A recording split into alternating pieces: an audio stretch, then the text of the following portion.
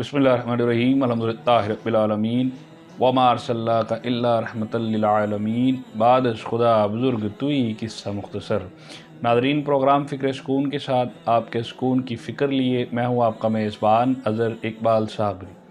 हुज़ूर नबी करीम रऊफ़ रहीम सल्लल्लाहु अलैहि वसल्लम ने फ़रमाया कि जिस शख्स ने रोज़ जुमा मुझ पर दरूद पढ़ा मैं क़यामत के दिन उसकी शफ़ाअत करूँगा।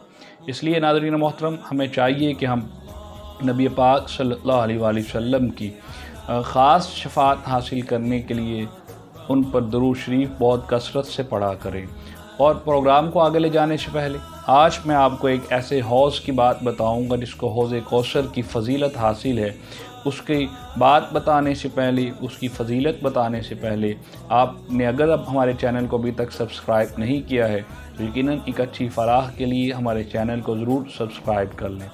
नाज़रीन मोहतरम, नबी करीम रऊफ़ रहीम सल्लल्लाहु अलैहि वसल्लम ने फ़रमाया, सुनने तिरमिज़ी की यह हदीस है कि हुज़ूर नबी करीम सल्लल्लाहु अलैहि वसल्लम ने फ़रमाया कि हर नबी का एक हौज़ होगा और अम्बिया आपस में फ़ख्र करेंगे कि किसके हौज़ पर ज़्यादा उम्मती पानी पीते हैं, और मुझे उम्मीद है कि मेरे हौज़ पर पानी पीने वालों की तादाद सबसे ज़्यादा होगी।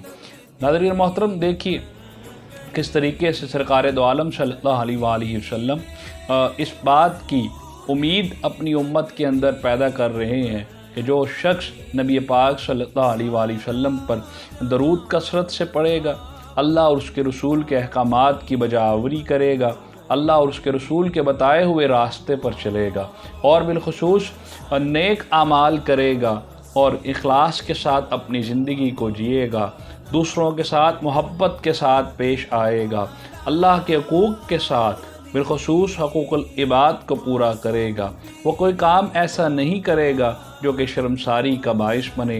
यकीनन नबी पाक सल्लल्लाहु अलैहि वसल्लम पर ख़ुद उसको हौज़े कौसर पर पानी पिलाएंगे और ये इंसान का एक उम्मती का एक ख़ासा और एक ख़ास शरफ़ होगा। नाज़रीन मोहतरम, हज़रत अनस रज़ियल्लाहु तआला अन्हु से मरवी है यह हदीस, इंशाअल्लाह मैं आपकी नज़र पेश करने वाला हूँ। और कि नबी पाक सल्लल्लाहु अलैहि वसल्लम को एक मरतबा ऊँघ आई, आप सल्लल्लाहु अलैहि वसल्लम सो गए और उसके बाद मुस्कुराते हुए जब उठे तो सहाबा इकराम ने अर्ज़ की, या रसूल अल्लाह, आपकी मुस्कुराहट की वजह क्या है? कि हम जान सकते हैं कि आप किस बात पर मुस्कुरा रहे हैं? इस खुशी की अलामत क्या है, वजह क्या है? तो इस पर आप सल्लल्लाहु अलैहि वसल्लम ने फरमाया कि मुझ पर अभी एक ऐसी सूरत नाजिल हुई है जो अल्लाह ताला ने मुझे ख़ास इनायत फरमाई है। फिर आप सल्लल्लाहु अलैहि वसल्लम ने इन्हें सूरत अल कौसर की तिलावत करके सुनाई और फरमाया, जानते हो कौसर क्या है?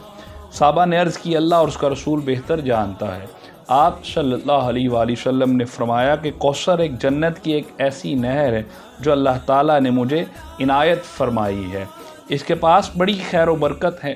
क़यामत के दिन इस पर मेरी उम्मत आएगी, इस नहर के प्याले आसमान के तारों की तरह बेशुमार हैं और मेरे बाज़ उम्मती इससे रोक दिए जाएंगे।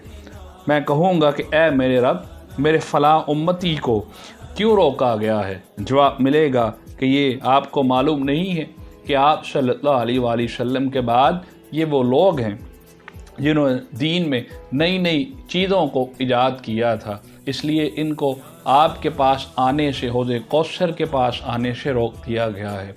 इसलिए नाज़रीन मोहतरम, हमें चाहिए कि हम उन गुमानों पे एतबार मत करें जो हमारे माशरे में बाज़ कर और ख़ास कर ख़वातीन पैदा कर देती हैं और बाज़ गुमान पर रहते हुए हम अपनी ज़िंदगियों को बसर करते हैं। शरई अहकामात का हमें मालूम नहीं होता।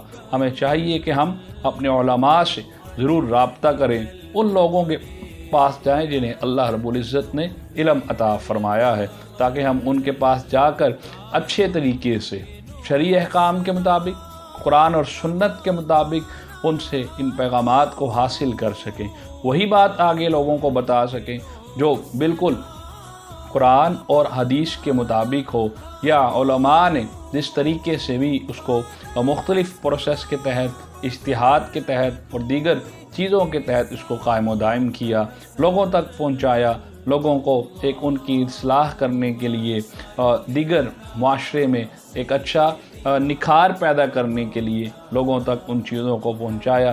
ہمیں یقیناً چاہیے کہ ہم لوگوں سے وابستگی کا اظہار کریں، علماء کے پاس جائیں، خود سے کوئی چیز اپنے ذہن میں پیدا نہ کریں، خود سے کوئی بات من گڑت کہانیوں کو اپنے اسلام میں داخل مت ہونے دیں۔ اسلام جو ہمیں اس کی اجازت دیتا ہے، جس چیز کی اجازت دیتا ہے، دوسرے مذاہب سے ہٹ کر جو ہمیں لے کر چلتا ہے، اللہ نے دین اسلام کو ہمارے لیے پسند فرمایا، اس میں آسانیاں رکھیں۔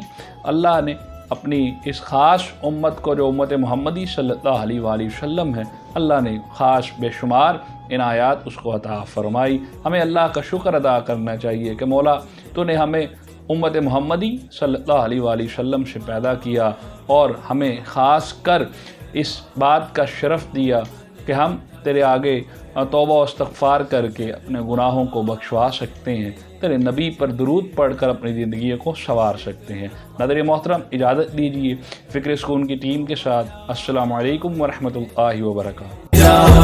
سونا سیر چمن سارا گلشن سیس نوا